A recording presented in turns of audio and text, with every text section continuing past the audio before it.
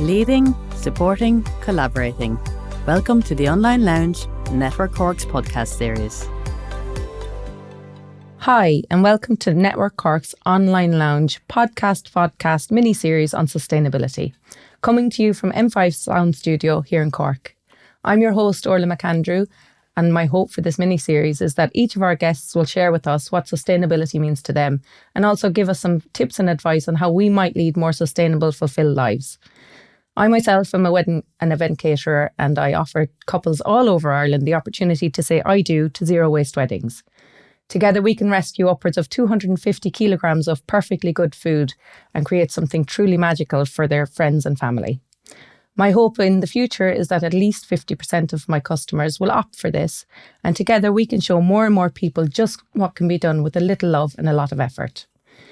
For today's episode, I'm absolutely delighted to be joined by Dr. Tara Shine, who is chair of the board of International Institute for Environment and Development. She was special advisor to the Mary Robinson Foundation Climate Justice and the Elders before co-founding Change by Degrees with Madeleine Murray. Tara is also a recipient of the National Overall Prize in the STEM category for Network Ireland. You're so welcome, Dr. Tara, and I'm delighted to have you here.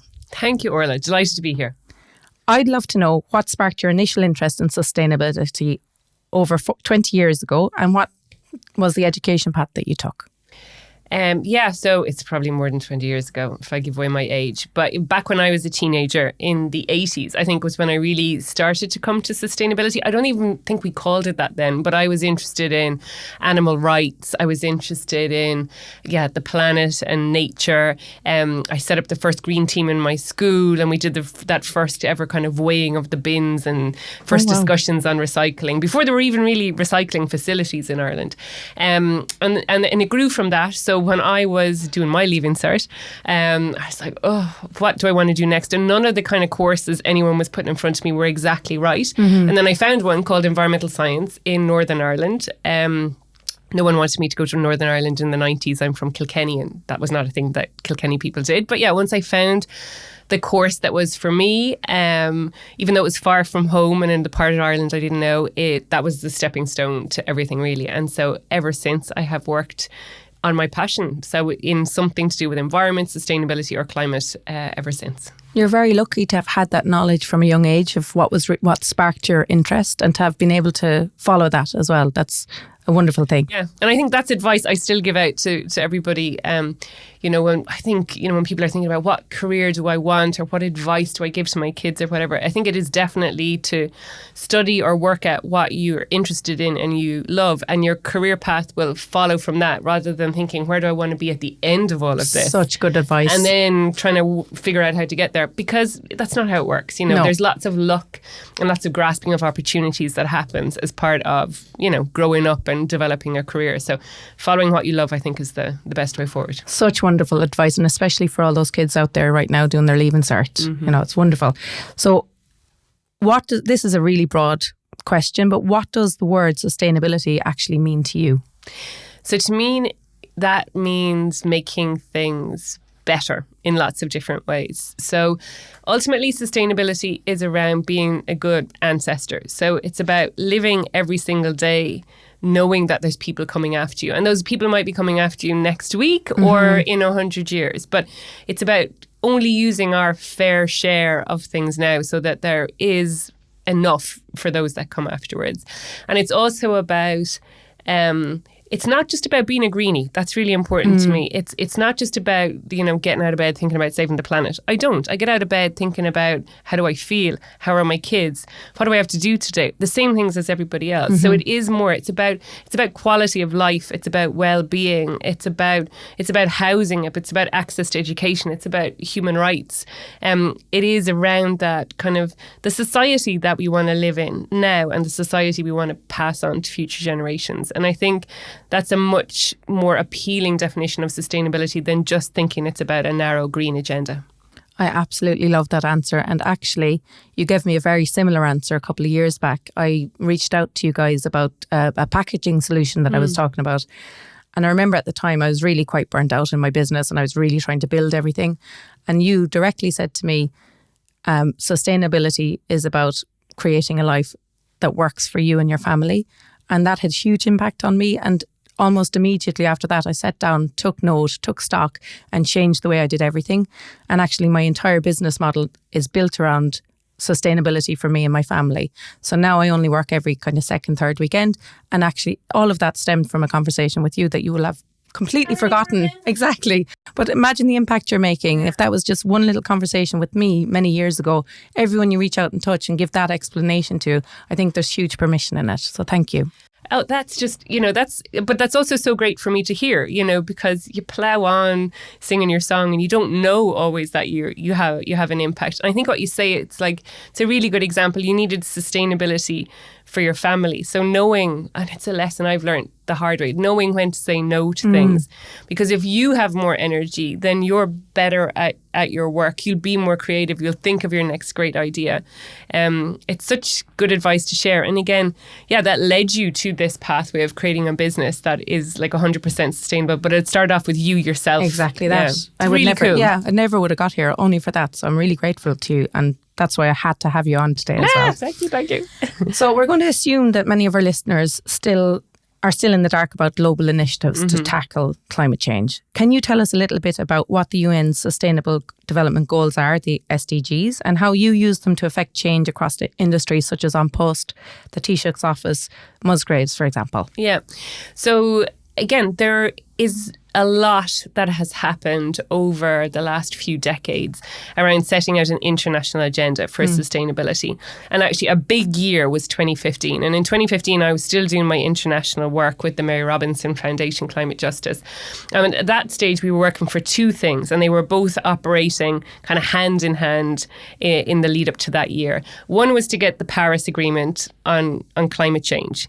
So that's an international, legally binding agreement that pretty much every country in the world has signed up to, that says all of us together are going to reduce emissions to keep global warming as close to 1.5 degrees as we can. That means 1.5 degrees above what the temperature was on average back in the late 1800s when we started burning coal.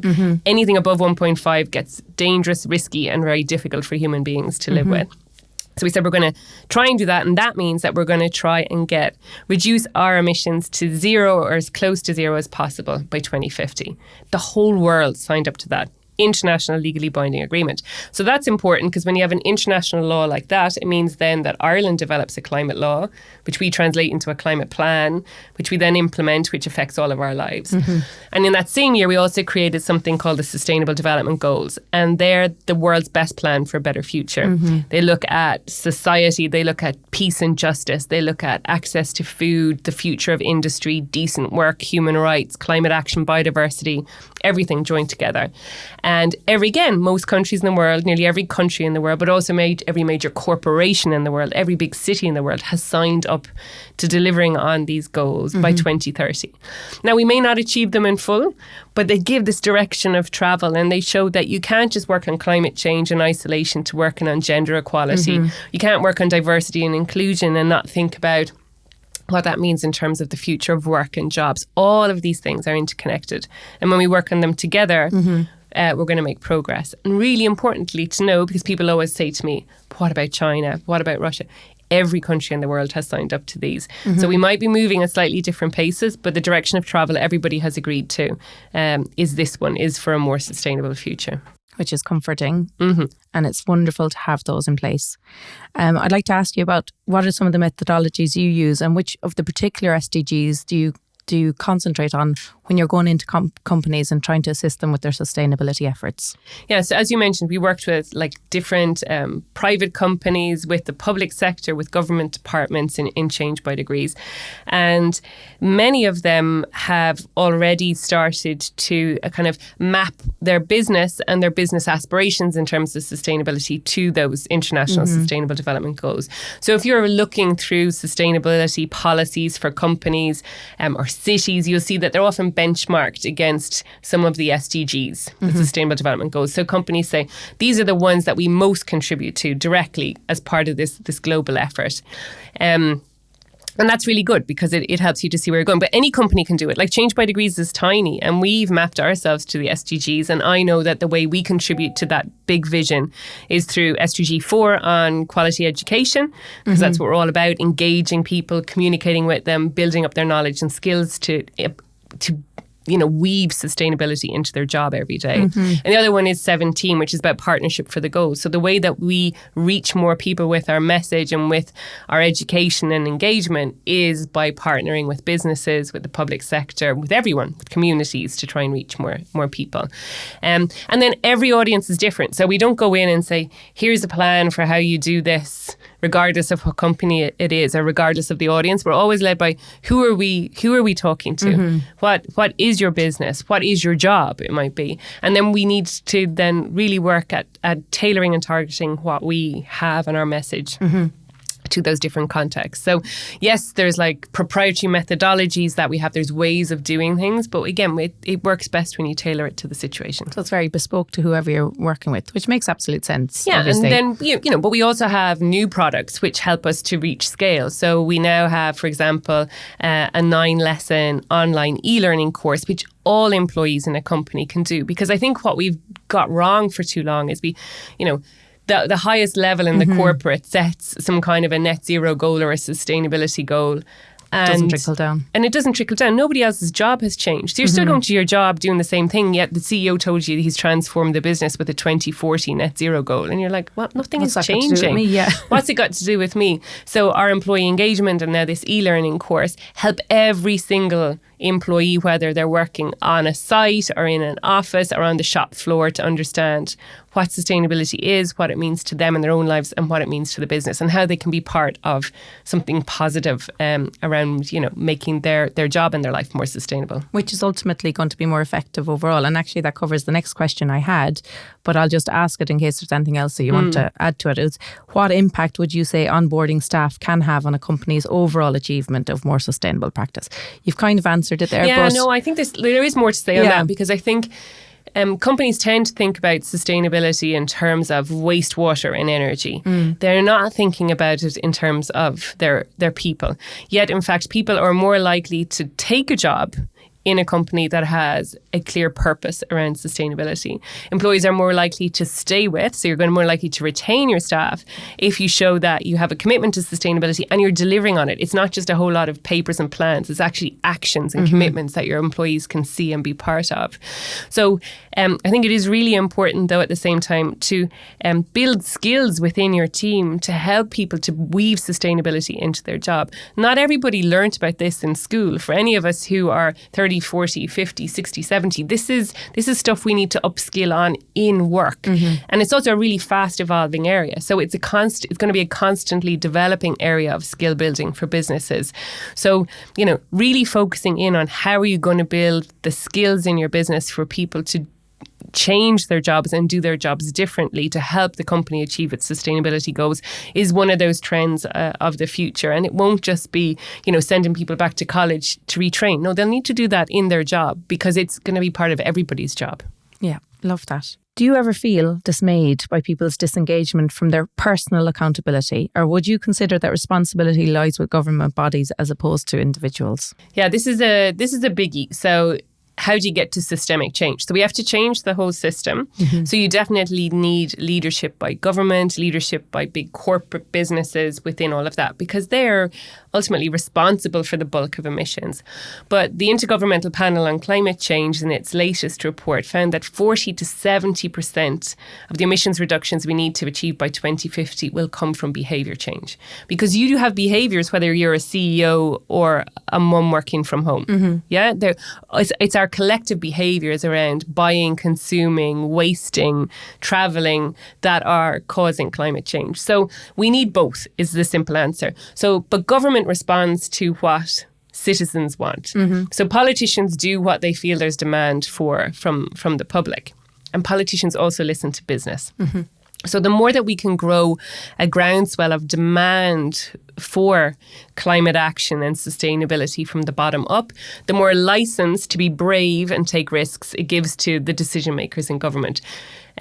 But we need a bit of both. The leadership has to come both ways. But certainly, leaders will not do brave things if they think they're going to get voted out of office as a result. So they need to set regulations, make the right policies, make it easier for companies and businesses to do the right thing. So the right kind of incentives to, retrofit our homes, put solar panels on, make electric cars more affordable, make it easier to take public transport, make active transport more desirable and accessible and safe. Those are all places where government can play a role. But we also have to let them know that we want that. So we all have to be part of the conversation. And not only that we want that, but I think there's great power in knowing that even as a small individual, you can affect change. Like, for example, with my own business, I'm a wedding and event caterer. Typically, that can be a place where there's so much waste, and I've seen it. And by making a tiny little action myself and making that decision that I'm going to do something a little bit different, I've forced a conversation to open up, and potentially we can be looking at the way catering takes place in the future. So one person has the power to make a huge difference, and everybody has that power. And just for me personally, I think that there is huge power in making individual decisions, but that the fault, we'll say, doesn't lie on the individual, and we do need to keep putting that pressure on a governmental level. That's a really nice way of putting it. So the fault is not on us as individuals. I think that's right. Yeah, but at the same time, we can all make a difference. So, think back to COVID. The worst thing was to know that there was a big global pandemic and that you may not be able to do anything about it. As soon as you saw there's a pandemic, but I have power to protect myself and my family, there are things I can do, you're less scared because you're doing something positive about it. And you're proof of that. So you could just say, the catering business is too big and complicated to change. People won't go with it. Not enough people want a zero waste wedding. Well, no, in the beginning, not enough people want it, but there are some people who want it. So by seeing that niche in the market and providing it for some who go out then and they're your advocates and they tell their story, and you grow then demand in that way. And you're showing that instead of being frozen in the face of this big dilemma that we have, you're actually, by taking small action. You're taking small actions, you're making changes, but you're also seizing a business opportunity as part of that. And that's great. Like, there are business opportunities in sustainability. It is not just about saving money or hardships or meeting compliance and regulation. There's business opportunities for businesses big and small out of this. Absolutely. I'd love to ask you about your book. And when you launched it in 2020, what was your hope for it?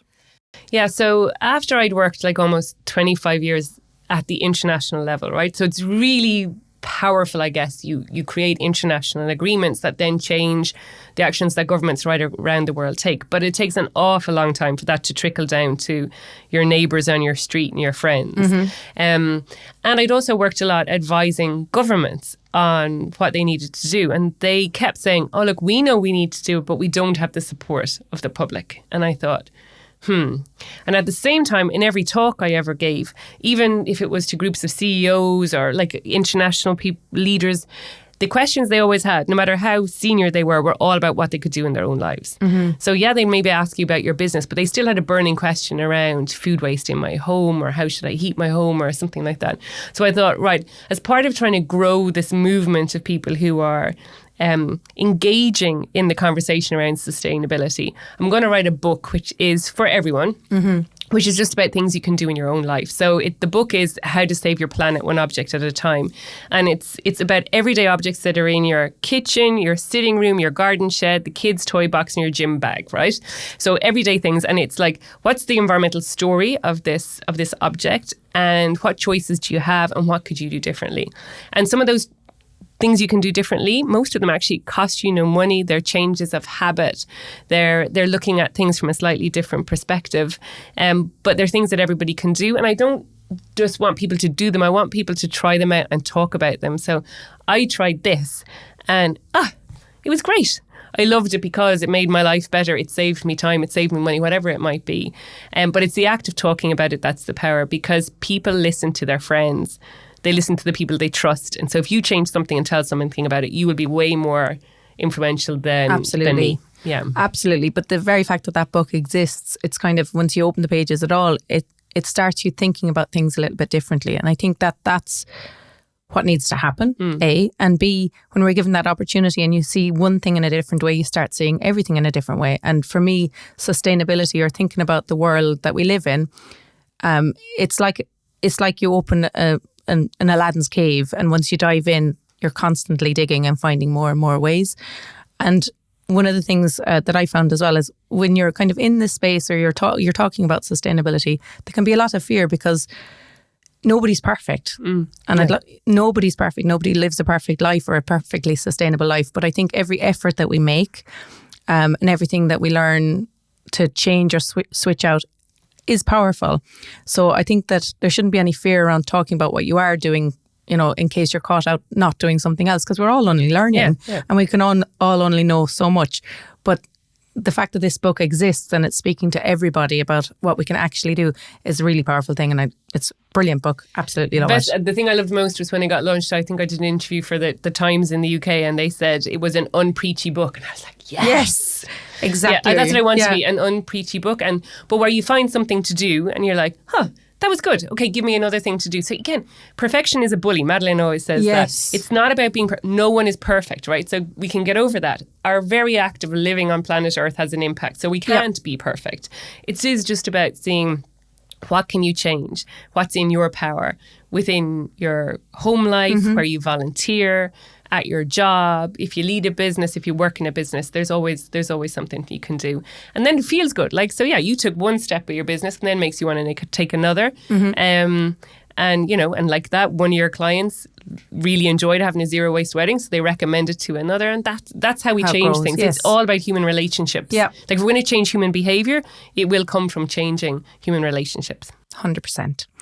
I'd like to ask you a final question, and it is, what is your hope for our future, and what's your advice to our listeners on how we might best achieve it? My hope for the future is that we just get on with doing what we said we were already going to do. Like, we have all these commitments. So whether it's the Paris Agreement or the Sustainable Development Goals or a corporate sustainability strategy or the plans we have for Cork City, we have loads of plans and they're really good.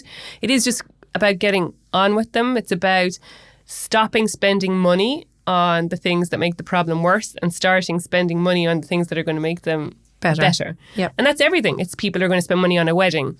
It's the next item of clothes you're going to buy. It is the choices you make in the supermarket. Tough choices we're all making in the supermarket at the moment because things are expensive.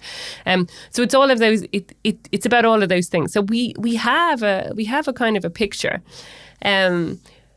And I just hope that we would change the stories we start to tell each other about sustainability. So at the moment, the dominant narratives are still about it's expensive, it's difficult, it's technical, it's hard, it's more pain than gain. And I want us to start telling stories about how being sustainable makes us feel. So how does it feel to, you know, walk to work instead of be stuck in traffic trying to drive there? How does it feel to cycle with your kids to school? How does it feel to eat a zero waste, delicious meal? If we can start talking about positively, this, like in human terms rather than in terms of like tons of carbon and net zero commitments, but like, yeah, this feeling of having a better life and sharing that with each other, then it becomes a little bit contagious. Yes. And then we will achieve all the goals that we've set. It's just we need to, it's less overwhelming as well, because the whole thing can be very overwhelming. So that's absolutely amazing advice. And so for anyone who's listening, whether they're individuals or corporates, and they want to reach out and potentially work with you, where's the best place to find you? Yeah, so send us an email to info@changebydegrees.com. And yeah, we're really focused on the part of this big transformation that's around people. So what is the inspiration, motivation, education, skills and engagement that people need to move the dial? At the moment, I see out there in the world a big focus on trying to get sustainability, data and targets and what's the technology we need. None of those things will work if we don't engage the human being. So it's what the IPC say.